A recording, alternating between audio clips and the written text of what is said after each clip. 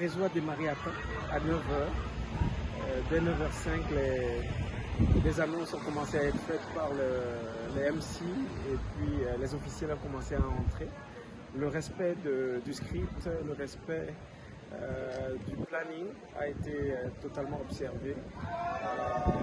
Disons qu'il y avait un effectif remarquable, la salle était pratiquement pleine et l'ambiance était bonne. Les projets de l'année ont été très bien déclinés par le VPEN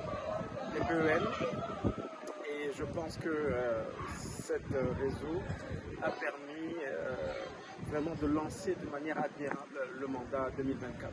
Ça fait une vingtaine d'années que je suis membre de la GCI et en tant qu'ancien, je peux dire que j'ai visité plusieurs pays et donc j'ai participé à de nombreuses activités dans différents pays, que ce soit des rencontres internationales, des congrès, des AMDEC et autres. Mais c'est la première fois de toute ma carrière jeune chambre que je vois une délégation aussi forte.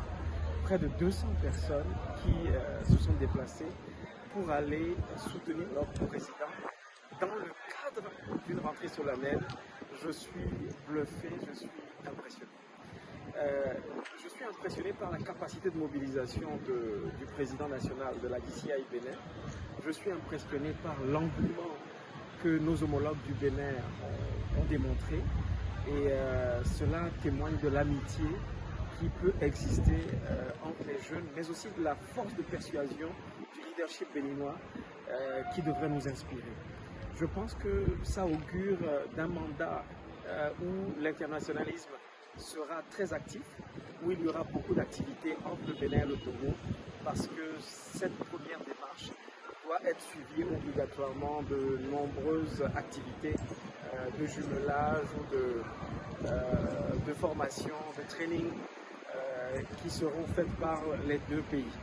Alors, je pense que c'est une très très bonne chose et une très belle démonstration. Mon mot de fin, c'est de garder cette lancée de qualité, c'est-à-dire commencer les choses à temps, les terminer à temps, garder nos standards de qualité, impressionner les gouvernants, les officiels publics, mais aussi innover dans tout ce que nous faisons. Ne pas nous contenter de la qualité ou de ce que nous savons faire, mais prendre le risque d'innover, prendre le risque de faire autrement pour mieux faire.